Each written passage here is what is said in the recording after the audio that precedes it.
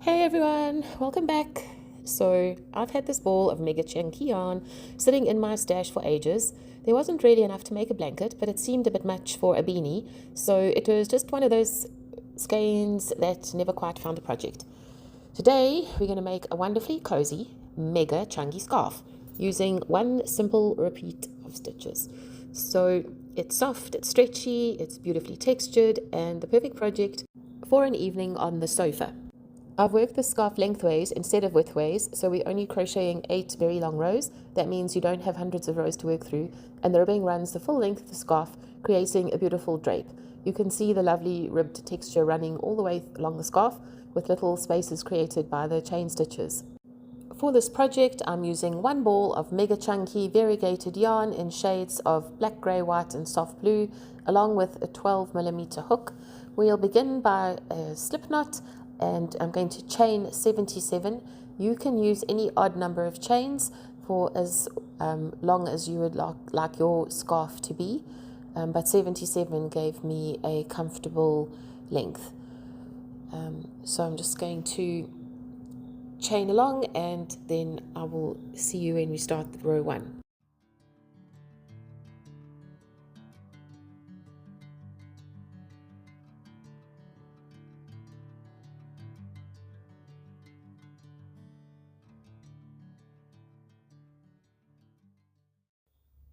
Once you've finished your foundation chain, we're ready for row 1. Working into the second back bump from the hook, make a slip stitch. So find that second back bump, insert your hook and pull through your working yarn through both loops, and then you're going to chain 1. Then we're going to skip the next back bump and do another slip stitch into the next back bump. So there's a slip stitch, and then we're going to chain another 1, and then skipping the next back bump, and then into the next one, a slip stitch. This yarn is a little bit tight, and then chain 1. It's quite something getting used to working this chunky yarn. Skip the next back bump, and then a slip stitch into the next back bump.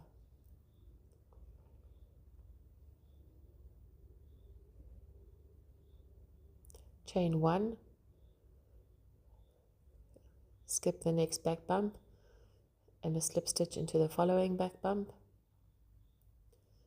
and chain 1. And that's the entire repeat for the whole row.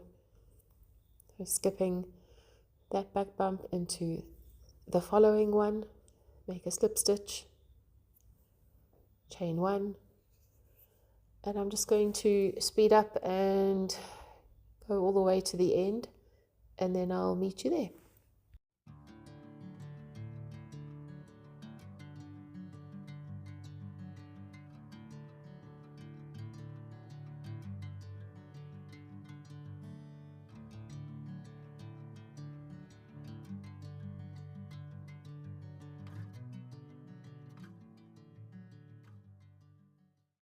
As we've reached the end of the row, we're going to skip the second last back bump, and then we're going to work a slip stitch into the final one.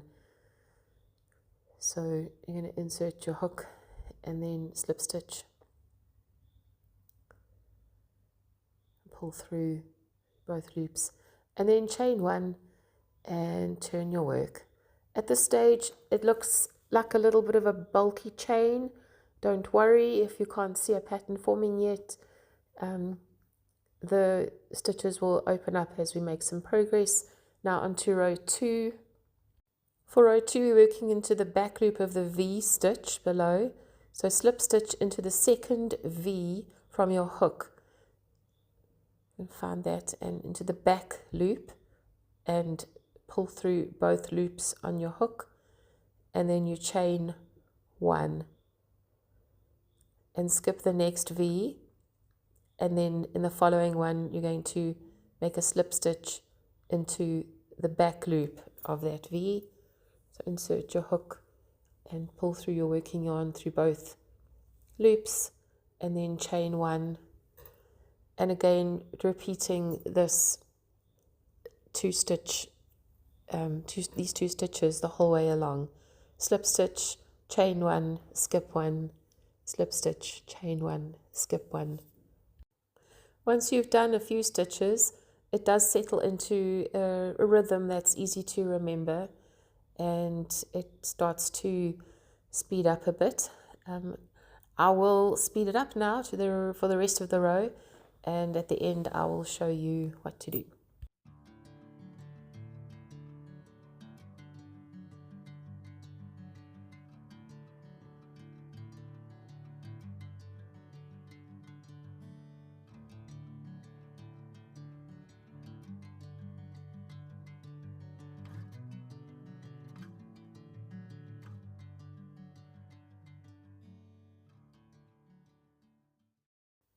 At the end of this row, you're going to work your final slip stitch into the back loop and the last back loop and chain one,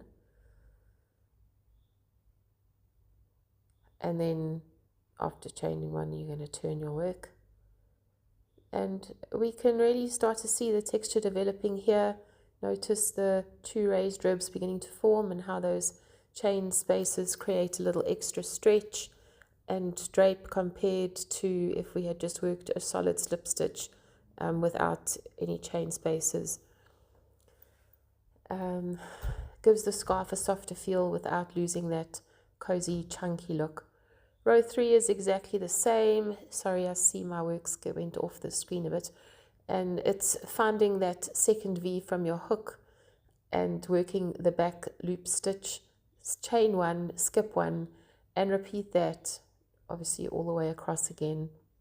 So just making sure that you don't forget to chain one, and also making sure that you only go through the back loops and that you do identify which stitch to skip.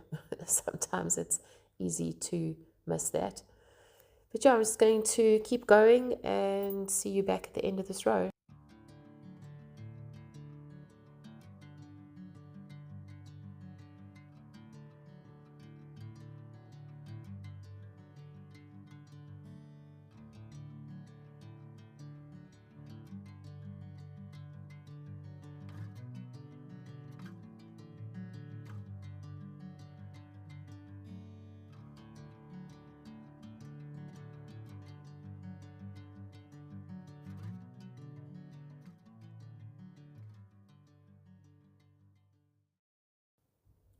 Row 4 follows exactly the same repeat. Back loop, slip stitch, chain one, skip one. There's no counting, no complicated stitch combinations, just an easy mindful rhythm, and the yarn does the work. So I will leave you a little montage of the scarf growing, one row at a time. By rows 6, 7 and 8, the pattern is fully established, and you can really appreciate the beautiful texture created by the simple stitch combination.